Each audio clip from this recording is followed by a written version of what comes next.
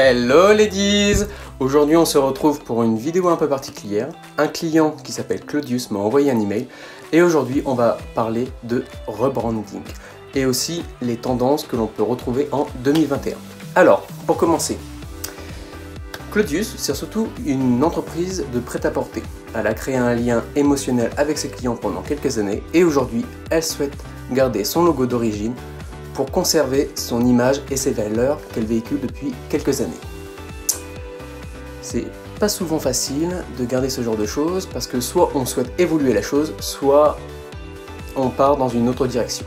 Alors, Claudius, en tout cas dans ses critiques et dans ses demandes, elle souhaite garder une image actuelle, c'est-à-dire forte et stable, c'est-à-dire ce que peut dégager le lion en général comme symbole. Généralement, le lion, il est souvent dessiné avec une couronne pour souligner une suprématie ou un rôle de leader.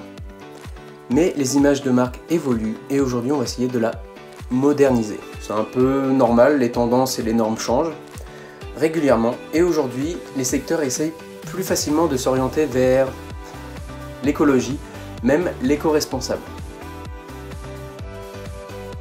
On peut le remettre?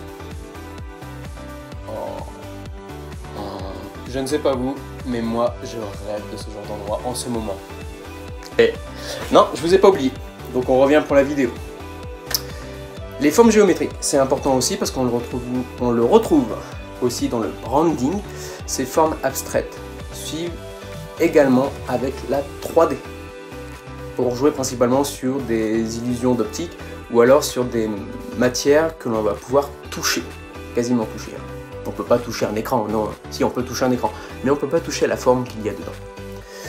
Donc, les illustrations maison, très important. C'est une grande tendance, très grande, très grande. Le minimaliste, toujours d'actualité. Qu'est-ce que je peux vous dire? On le garde pour garder des messages simples à véhiculer, que ce soit sur des supports print, mais davantage sur les interfaces web et mobiles. Mais principalement, les tendances que l'on va retrouver aujourd'hui, ce sont des pastels, des dégradés, des illustrations, soit le fait main, des logos et des interfaces toujours minimalistes, avec des formes géométriques et abstraites. Mais revenons à nos moutons, ou plutôt à notre lion. Après quelques essais pendant 3-4 heures, ouais, j'ai fait quand même 3-4 heures de logo, alors que ça fait très longtemps que je n'ai pas mis mon nez dans un logiciel. C'est-à-dire que j'ai essayé de garder le lion de ce qui a été fait à la base et de le moderniser. J'ai changé également sa typographie. L'image de la société, elle reste très simple. Par contre, on peut quand même apporter de la modernité et un petit changement dans leur branding ou alors dans leur communication en général par rapport au visuel ou par rapport à la typographie qui va accompagner le symbole.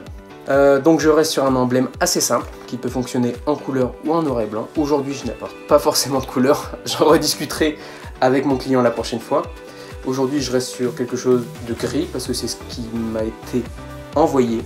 Déjà pour en discuter, je trouve que c'est beaucoup plus simple de discuter avec un client quand la version est en noir et blanc et après on apporte les codes couleurs. Moi je travaille davantage comme ça, c'est-à-dire que généralement je propose quelques croquis. Aujourd'hui je vous montre une vidéo où je suis parti directement sur une réalisation en direct du symbole, mais généralement je travaille quelques croquis, une dizaine de croquis qui sont créés en amont, puis envoyés au client, et le client doit en choisir à peu près maximum 4. Sur ces 4, je les travaille en noir et blanc, même si c'est pas fini, je les travaille en noir et blanc.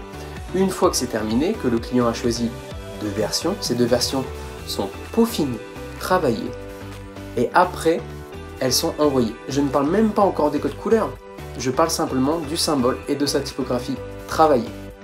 Voilà pour cette petite vidéo, et n'hésitez pas à mettre un pouce bleu, à vous abonner, et puis on se retrouve pour une prochaine fois.